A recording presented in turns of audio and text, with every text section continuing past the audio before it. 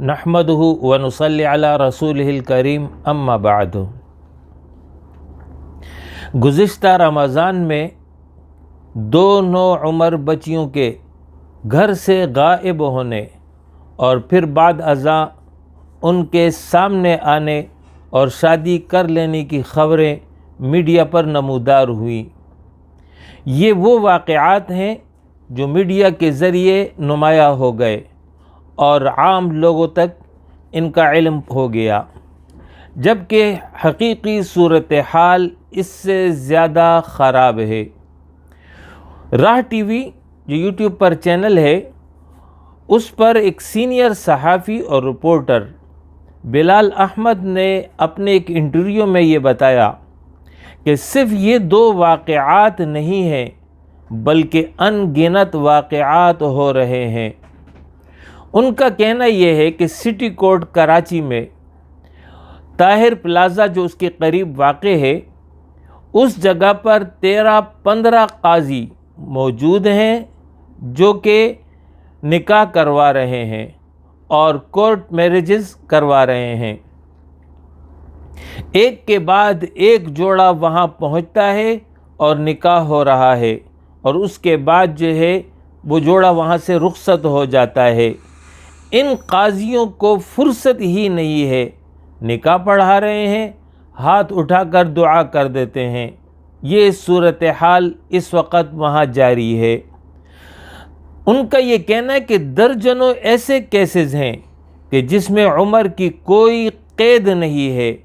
13 سال، 14 سال، 15، 18، 20، 22 سال کی عمر کی لڑکیاں ہیں اور رنگ و نسل کی کوئی قید نہیں ہے، نکاح پر نکاح ہو رہے ہیں۔ ان کا مزید یہ کہنا ہے کہ 7-8 جوڑے ایسے ہیں جو روزانہ کی بنیاد پر ہائی کورٹ آ رہے ہیں۔ یہ وہ جوڑے ہوتے ہیں جن کے والدین اغوا کی FIR کروا دیتے ہیں۔ بہت سارے ایسے والدین بھی ہیں جب انہیں معلوم ہوتا ہے کہ شادی ہو گئی ہے تو کمپرومائز کر لیتے ہیں، لیکن کچھ تعداد میں FIR کٹی ہوتی ہیں تو یہ جوڑے ہائی کورٹ آتے ہیں ضمانت کے لیے اور FIR کے خلاف کارروائی کے لیے۔ یہ تو وہ صورتحال ہے جو کہ اس وقت ہائی کورٹ میں ہے۔ ان کا یہ کہنا ہے کہ ٹرائل اور سیشن کورٹ میں ایسے سینکڑوں کیسز ماہانہ بنیاد پر ہو رہے ہیں۔ یہ ہے وہ صورتحال جو اس رپورٹ کے ذریعے ظاہر ہوئی ہے۔ آخر یہ نوبت کیوں پہنچی اور اس کا سدباب اور علاج کیا ہے، آج اسی پر بات ہو رہی ہے۔ پہلی وجہ ان واقعات کی یہ ہے کہ ہمارے گھروں میں دینی ماحول نہیں رہا۔ ہمارے گھروں کو جنت کا نمونہ ہونا چاہیے تھا، وہاں پر دین کے مطابق ماحول ہونا چاہیے تھا کہ جس میں بچوں کی تربیت ہوتی اور ان کے اخلاق اور اعمال درست ہوتے، لیکن افسوس کے ساتھ یہ کہنا پڑ رہا ہے کہ آج ہمارے گھر اس ماحول سے دور ہو چکے ہیں۔ جہاں والدین کی یہ ذمہ داری ہے کہ وہ پرورش اور تعلیم کا اہتمام کریں، وہاں اس سے زیادہ ان کی یہ ذمہ داری بنتی ہے کہ اپنی اولاد کی دینی اور اخلاقی تربیت کا خیال رکھیں۔ اس حوالے سے سخت کوتاہی اور غفلت برتی جا رہی ہے۔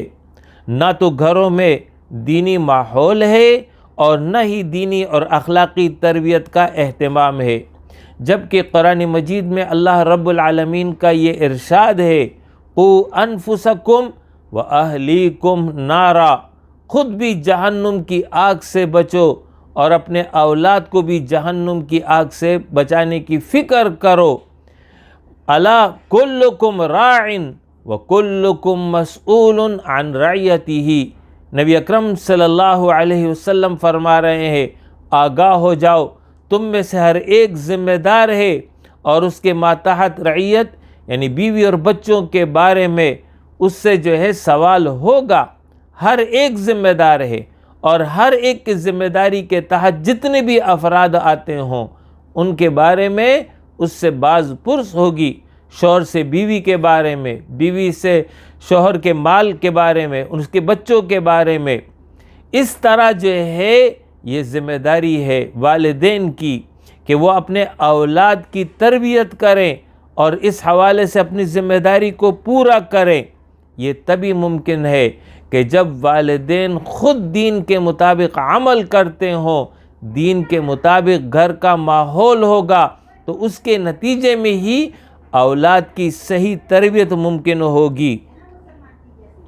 نبی اکرم صلی اللہ علیہ وسلم نے فرمایا ہے کہ کسی باپ کی طرف سے اس کے بیٹے کے لیے سب سے بہترین تحفہ یہ ہے کہ وہ اس کی اچھی تربیت کرے، یعنی بچوں کی اچھی تربیت اور ان کو اچھے اخلاق کی تعلیم دینا، یہی سب سے بہترین تحفہ ہے۔ صحیح عقیدہ ان کو بتانا، اصلاح اعمال کا اہتمام کرنا یہ لازم ہے۔ اس وقت جو صورتحال بنی ہوئی ہے اس سے نکلنے کا راستہ ہی یہی ہے کہ بچوں میں خوف الہی پیدا ہو، آخرت کی جواب دہی کا احساس موجود ہو۔ بغیر خوف الہی کے اور آخرت کی جواب دہی کے احساس کے یہ ممکن ہی نہیں ہے کہ شیطانی راہوں سے ان کو محفوظ رکھا جا سکے۔ والدین کی یہ ذمہ داری بنتی ہے کہ وہ خود بھی نماز کی پابندی کریں اور اپنے بچوں سے بھی اس کی پابندی کروائیں۔ صحابہ کرام کے واقعات ہیں، انبیاء کرام کے واقعات ہیں، یہ اپنے بچوں کو سنائیں تاکہ ان کی تربیت اس حوالے سے ہو سکے۔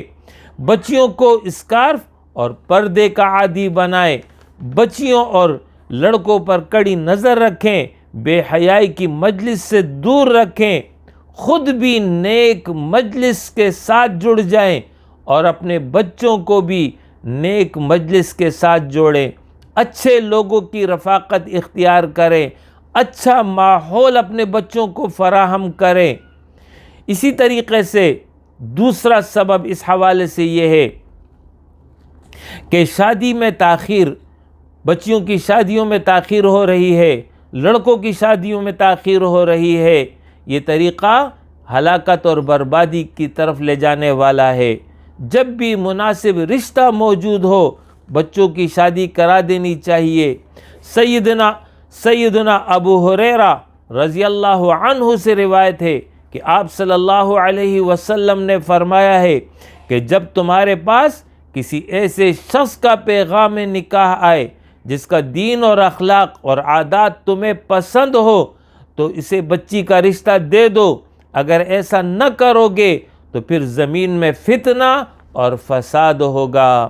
یہ ہے وہ معیار جو رسول اللہ صلی اللہ علیہ وسلم نے بتایا ہے کہ لڑکا دیندار ہو، با اخلاق ہو، عادات اس کے درست ہو، پھر نکاح کرا دو۔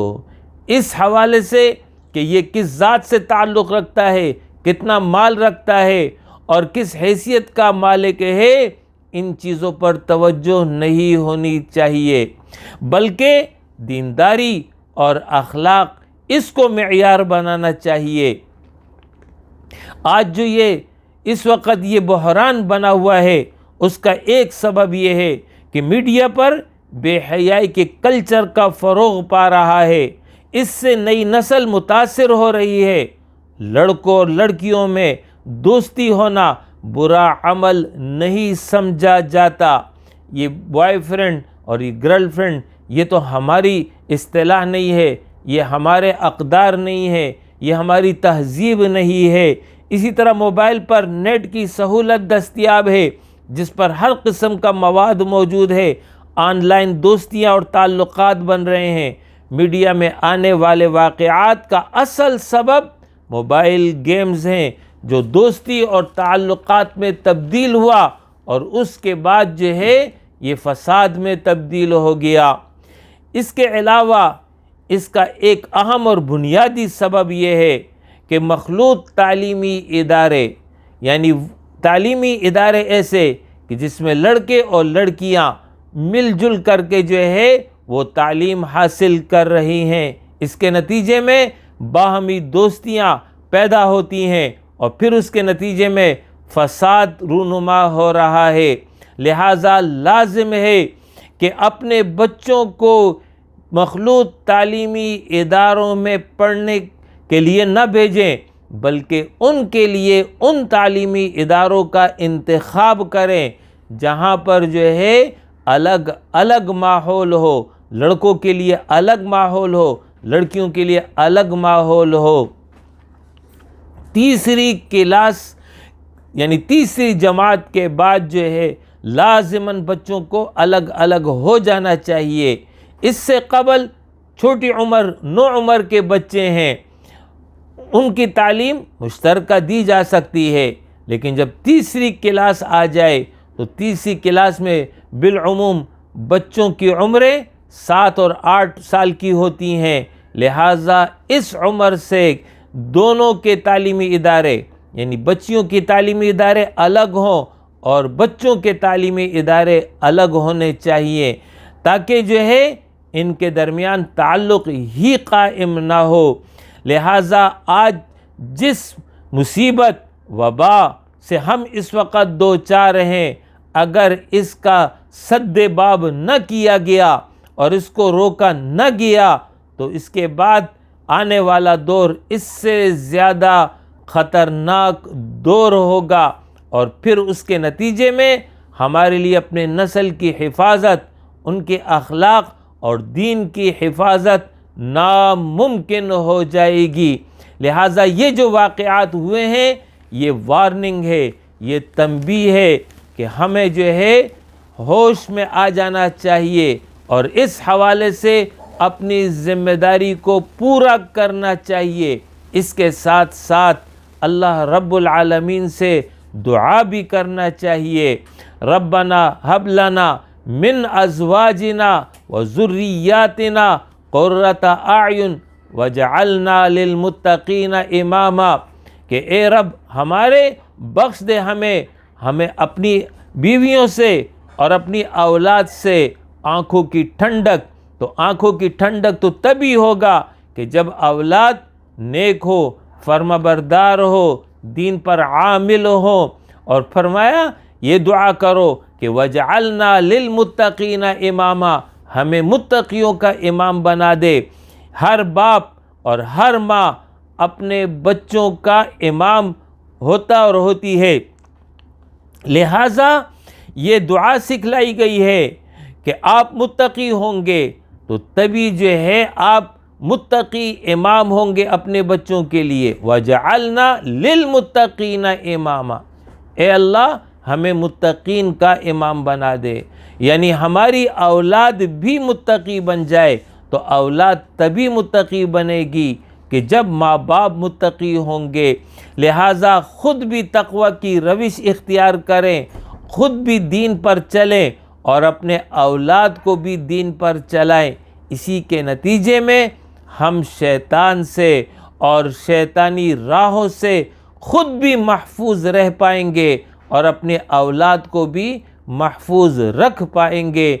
اقول قولی ھذا واستغفر اللہ لی ولکم ولسائر المؤمنین وآخر دعوانا ان الحمد للہ رب العالمین۔